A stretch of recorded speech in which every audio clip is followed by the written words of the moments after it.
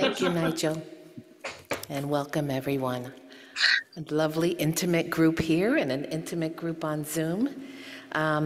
So nice to see everybody here. My name is Susan Richards, and along with Kat Robinson-Greeter, Val Hall, and Susan Berman, we comprise the lay-led committee, which plans and presents one service a month to give our very busy Rev Linda a break from the pulpit. Before we begin, a few housekeeping notes, and I hope Nigel or Deirdre break in if I misspeak on any of these notes. You can walk through Hendricks Hall, masked, to use the second bathroom closest to the activities room. We do have hearing-assisted devices, although it looks like, are you still struggling with yours, Val? No, it's working, good. In the back if you would like one. If you are on Zoom today, please take care of one another, make each other feel welcome. I think you Zoomers are pretty, got the program down there, so hopefully you can host each other. Also to note, the prelude will not be heard on Zoom. That's already happened, and on Sundays, and we will not be able to hear you on Zoom here in the room today. We're working on this and should have it solved by next week. In your hymnal, you should fill out your contact tracing card and leave those hymnals and the cards in the pews. And in the event that one of us tests positive for COVID, you will all be notified. This week's service is presented as part of our animal ministry, which is a ministry our congregation voted to begin as part of our 7th Principle Project back in October. Since then, lay-led committee member Val Hall led a service in February, which featured former island scientist Sarah Oktay speaking about the stewardship of our planet in uncertain times. And in April, a group of hardy congregants participated in the Island Litter Derby, helping to clean up our environment for the animals and ourselves. In the future, we hope to have more animal ministry-themed services, including our beloved Blessing of the Animals in October, as well as more projects that congregants and friends can choose to participate in. Today's service is entitled Citizens of the World, the Who-ness of all living beings. Sounds a little Dr. Seussian, where we will explore how animals and other non-humans are a part of this planet. While we regularly recognize and appreciate non-humans' contributions to human society, it's my belief that they deserve our respect beyond simply how they relate to our human world. Through poems, music, and readings, we will explore the role of non-humans through the lens of our 6th and 7th principles, world community, and the interdependent web of all existence. Okay, are there any announcements before we go on? Oh, is Paul coming forward? Excellent. I'll just take the liberty of announcing the results of the yard sale from yesterday, which Loretta and Laura worked long and hard on with the help of many, many other volunteers. As the treasurer, I can report the grand total so far is $1,664. Yay! So, woo! And as the person whose home all that stuff was in for a couple of days, I'm so happy it all got sold and got out. So. Thanks, Paul. Thank you. Any other announcements? Nothing? And I know the Zoomers, maybe you can announce to each other if you need to. Okay, let's do our chalice lighting. My husband, Peter, is going to come forward. Looks like he just remembered. The words are in your program, and as he lights it, we can say those words. And I'm going to let him do it. I got your candle already, Peter. Okay, are you ready? With this flame, we renew our commitment to justice, peace, and compassion. Oh. Good. Thank you.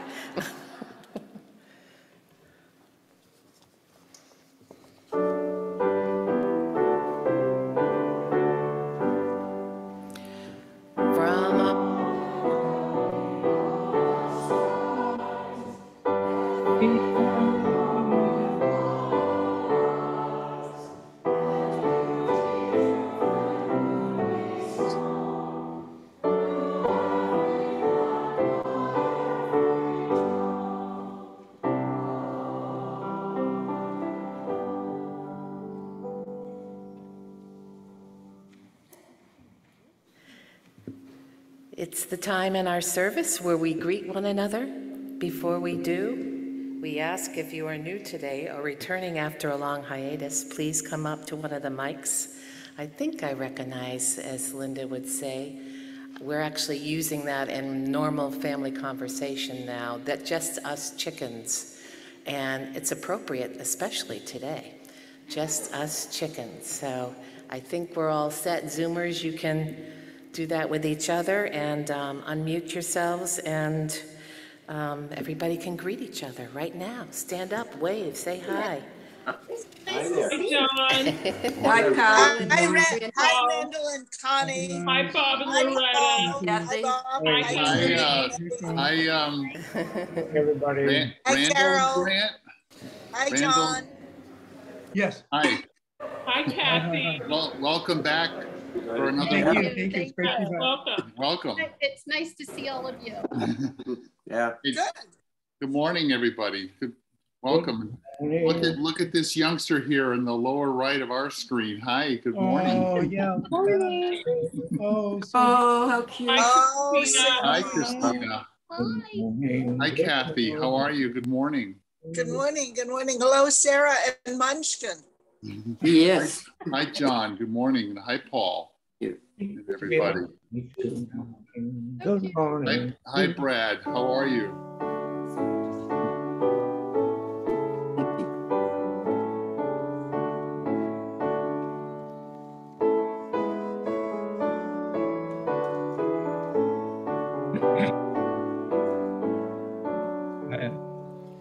We celebrate the web of life, its magnitude we sing.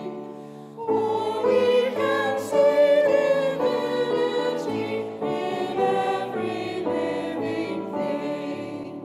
A fragment of the perfect whole in cactus and in quail. As much in tiny barnacle as in the great blue whale. Of ancient dreams we are the sum, our bones we stone to star. And mine are future worlds to come, with worlds that were and are. Respect the water, land, and air, which gave all creatures birth. Protect the lives of all that share the glory of the earth.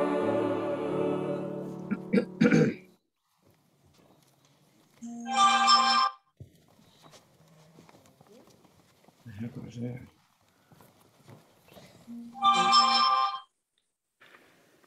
Waiting for, oh, here's my mic right there, great.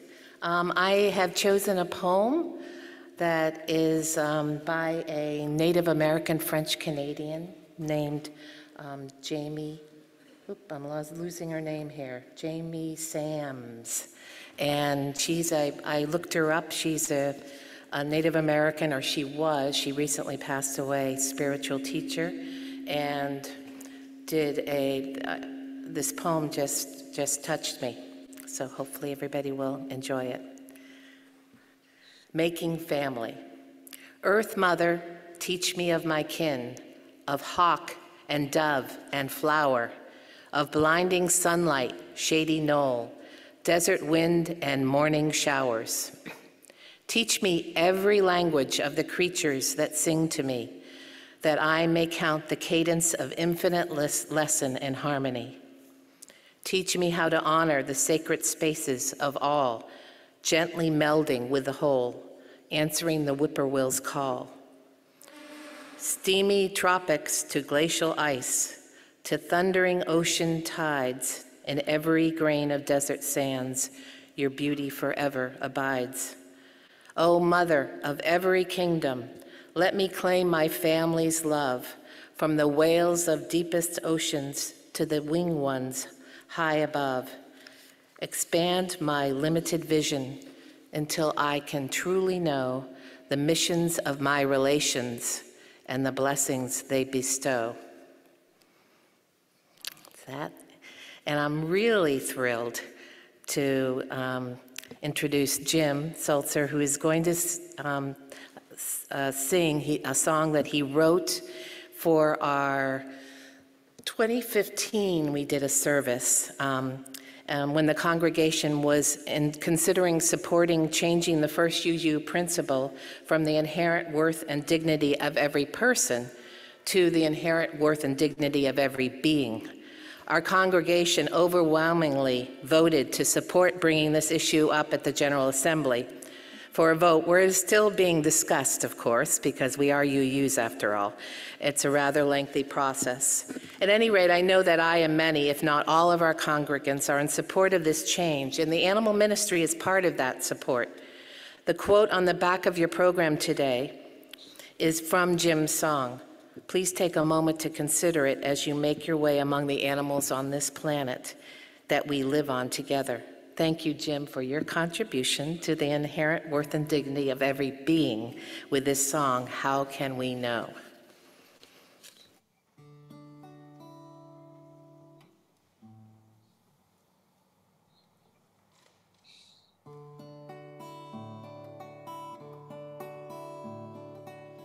How can we know if we see you true, you creatures of the air? If there was some way we could follow you, then we might show you how we care. You ride the heavens in a wheel of glory, in bursts of color and of light. How can we ever really know your story? How can we ever get it right?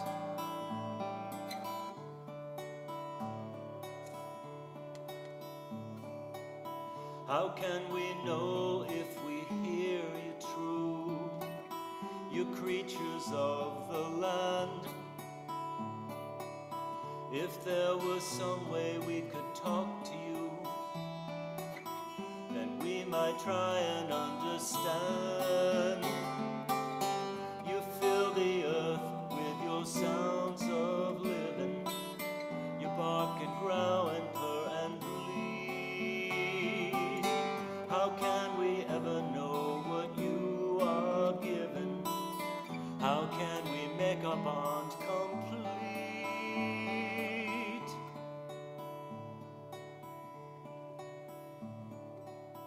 How can we know if we feel you true, you creatures of the sea? If there was some way we could ride with you, then we might know you wild and free. You ply the depths in a swirl of mystery. You move with speed and magic grace. How can we ever know your secret history? How can we ever know your face?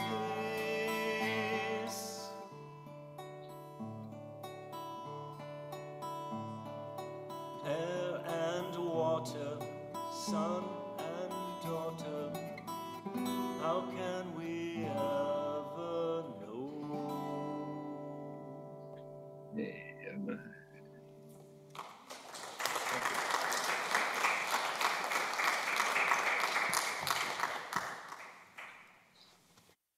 So much, Jim. That's beautiful.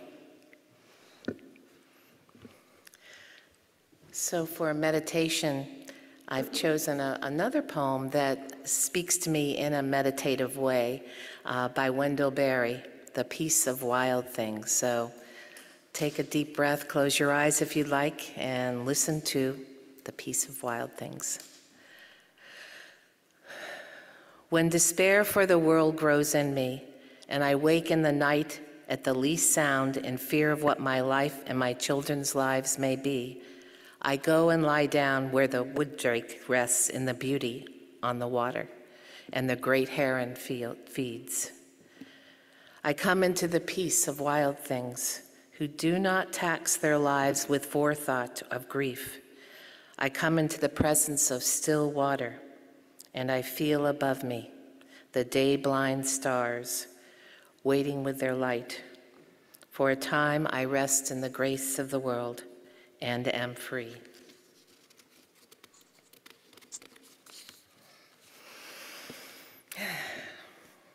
It's the time in our service for joys and concerns. We call this part of our theology, as our seventh principle is the interconnected web of all existence, which you're hearing a lot about today, of which we are a part. Knowing that our joys and sorrows connect us all, we leave this time in our beloved community to share with each other. If you're on Zoom, you can unmute yourselves and share with each other. And is there anyone here in the sanctuary who has a concern or a joy? You can just come right up to that mic.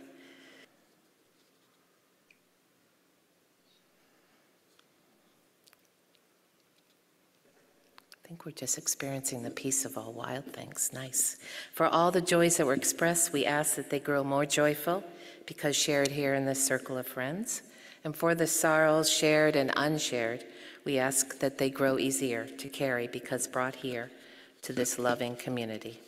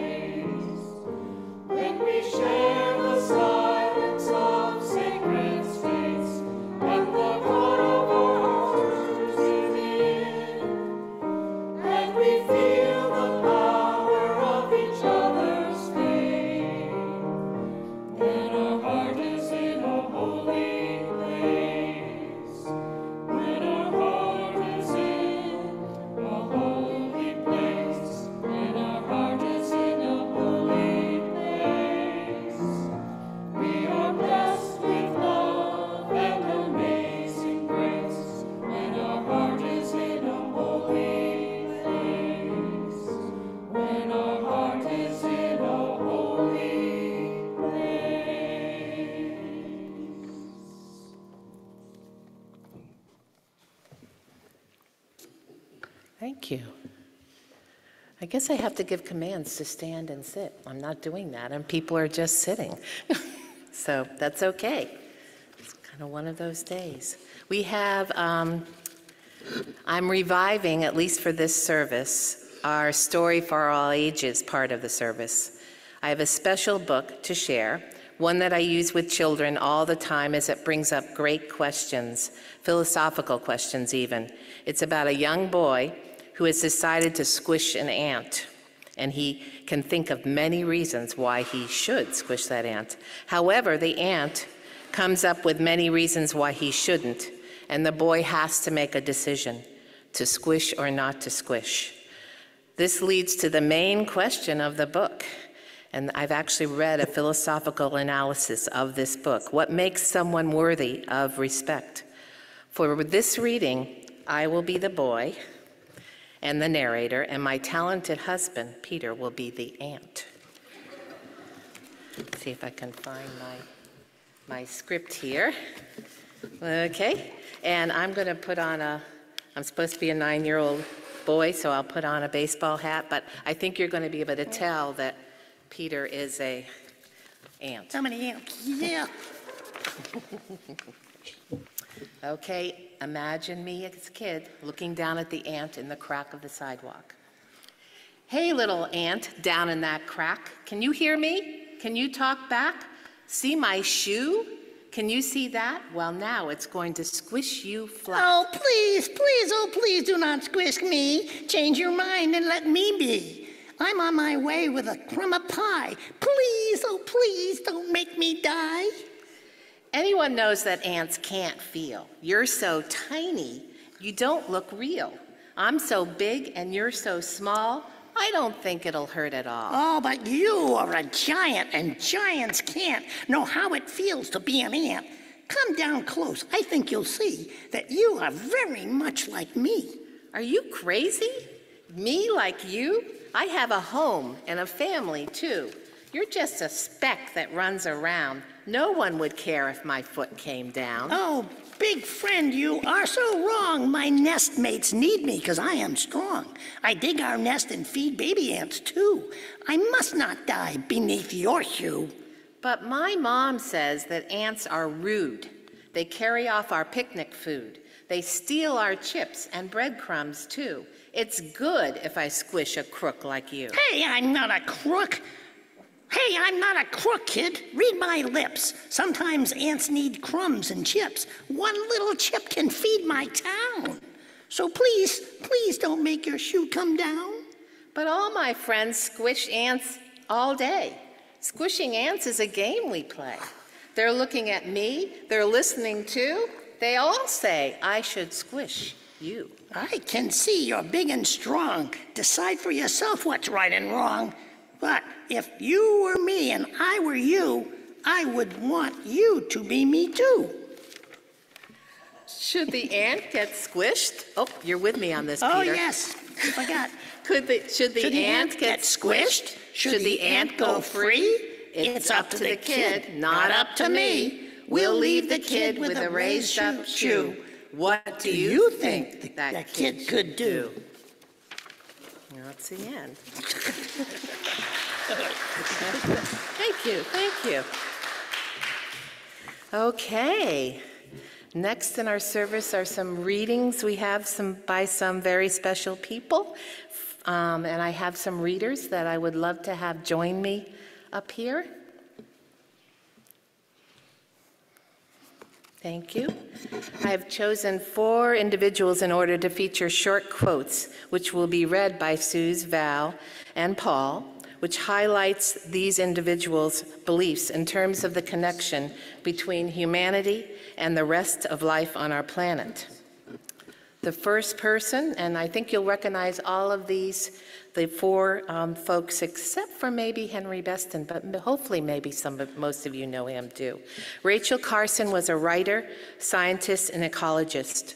Born in 1907 and dying in 1964, way too early, her lifelong love of nature and the living world led her to write several well-known books about the environment, which culminated in her iconic book, Silent Spring. She was attacked by many as an alarmist, but courageously stood her ground. Her witness for the beauty and integrity of life continues to inspire new generations to protect the living world and all of its creatures. And I'm going to let Suze come up here.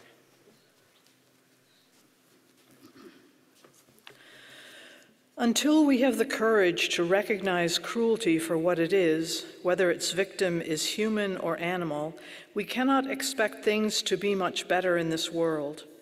We cannot have peace among men whose hearts delight in killing any living creature. Thank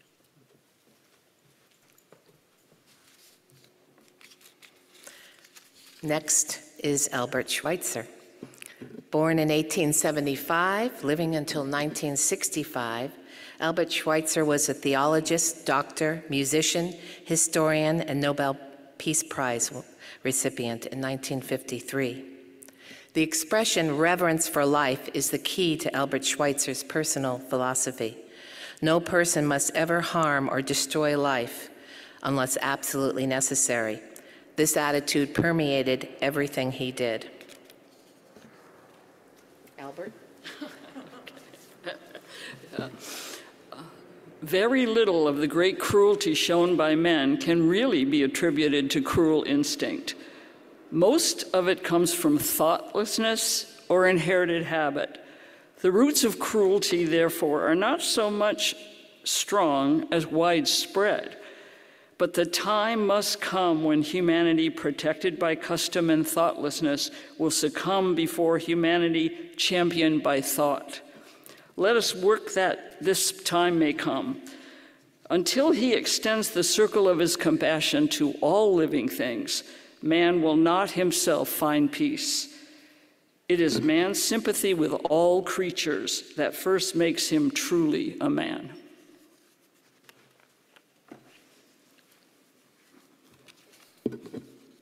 Now, for one of my favorite folks, Jane Goodall.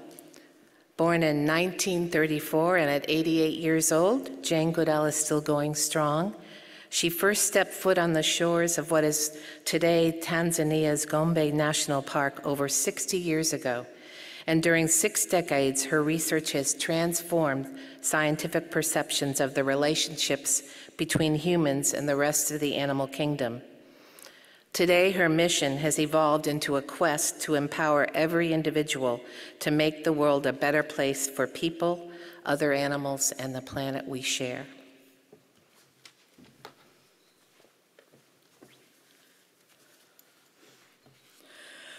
The more we learn of the true nature of non-human animals, especially those with complex brains and corresponding complex social behavior, the more ethical concerns are raised regarding their use in the service of man, whether this be in entertainment, as pets, for food, or in research laboratories, or in any of the other uses to which we subject them.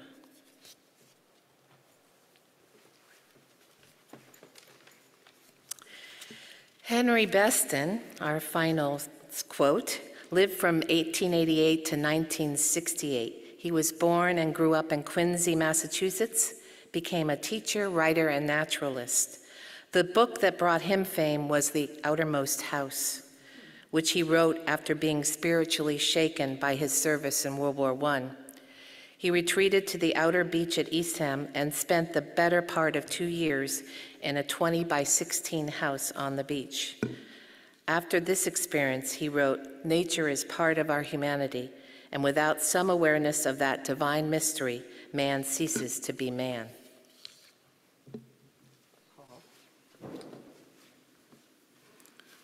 We need another and a wiser and perhaps more mystical concept of animals. We patronize them for their incompleteness, for their tragic fate of having taken form so far below us, and therein we err. For the animals shall not be measured by man. In a world older and more complete than ours, they move finished and complete. Gifted with the extension of the senses that we have lost or never attained, living by voices we shall never hear. They are not our brethren, they are not our underlings, they are other nations caught with ourselves in the net of life and time, fellow prisoners of the splendor and travail of the earth.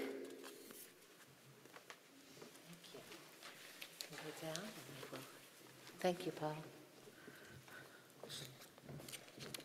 Thank you, Suze, Val, and Paul, for reading those important quotes.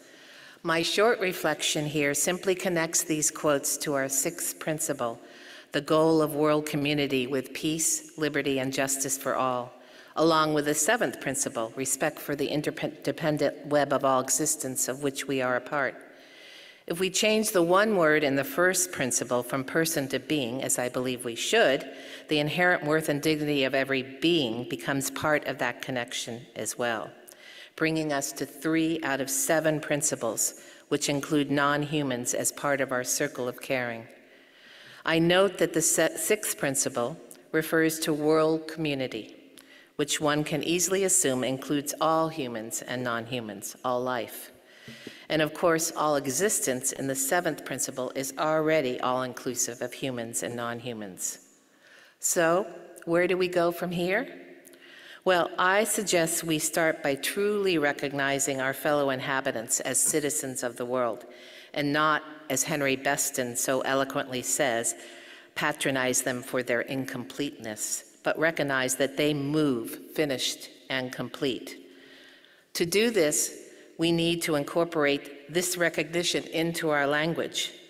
These beings with whom we share the planet are whos, not whats or its. When we refer to animals as she, he, or they, it individualizes them and helps us acknowledge their importance, and not just in regards to how they relate to us the human world, but just because they share this world with us and vice versa. I encourage you to think about the words you use when it comes to non-human beings. This would even include the expressions we use. For instance, recently, in a communication to the board officers, our treasurer, Paul, updated the expression, killing 2 birds with 1 stone, an awful expression, to the much more humane, feeding several birds with 1 seed. Thank you, Paul. I can think of many other expressions which include animals in a not so positive light: smell a rat, chicken out, weasel out of something, pig-headed, to name just a very few. This may seem simplistic, but I guarantee in this day and age, words matter more than ever. In my work with young children, when I read a book about animals, or we talk about animals, I always refer to them as he, she, and now they as well. When we refer to our non-human friends as its, they become objects and not beings who deserve our respect and care. Some of you may remember Reverend Laura Kim Joyner, who was a guest speaker at a couple of our services over the past few years. She is the leader of the First Principle Project, again, supporting changing person to being. I want to conclude by quoting her responses to a couple of concerns people have shared with me when we start including all beings within our circle of compassion. When asked about this change, and if it means that we must change the way we interact with other species, for instance, must we now become vegetarians or vegans, she says, the proposed first principle change does not dictate how you should promote the worth and dignity of every being. This is left to the conscience of the individual. All of us choose to act in different ways to support the first principle, from rescuing animals to working in wildlife conservation, from working for women's rights to protesting armed conflict, all of which have components that serve humans as well as other species. Choosing our actions and changing our words can be a start on this journey to recognizing all of us, including our non-human friends, as co-citizens of this fragile planet. And now I'll switch keys to it is a time for our offering. As always, we ask you to be generous to this circle of life on our planet. To keep this interconnected web alive takes all of us giving of our time, our energy, and our thoughts and spirit. It also takes resources. This is your time to contribute to keep all that the UU Meeting House is and means thriving.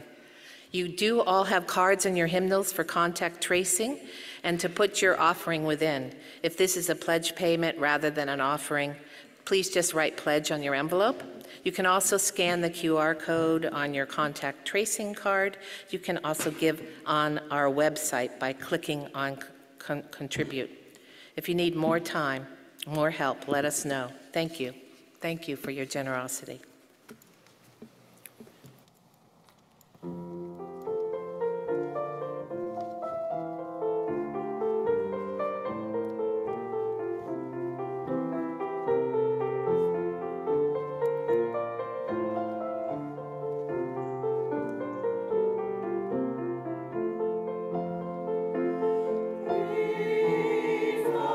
Days not long forseen.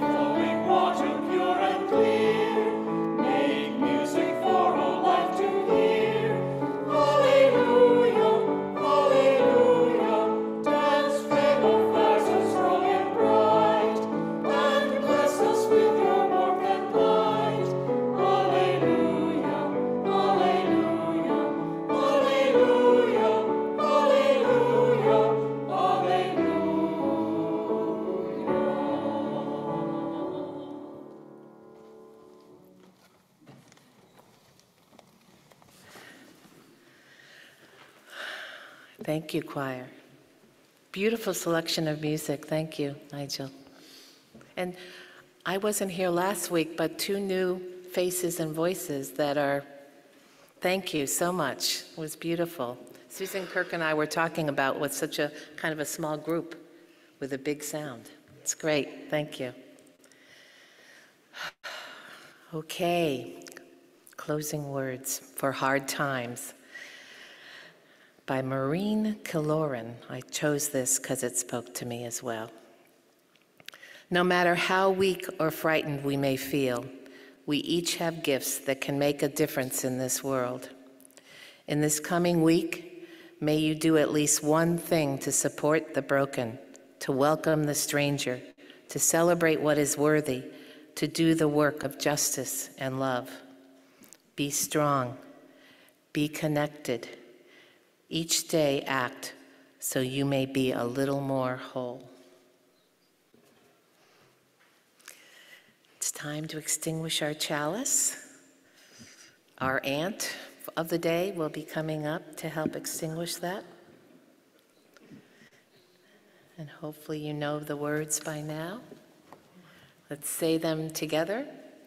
Carry the flame of peace and love until we meet again. Oh. Okay. Just checking.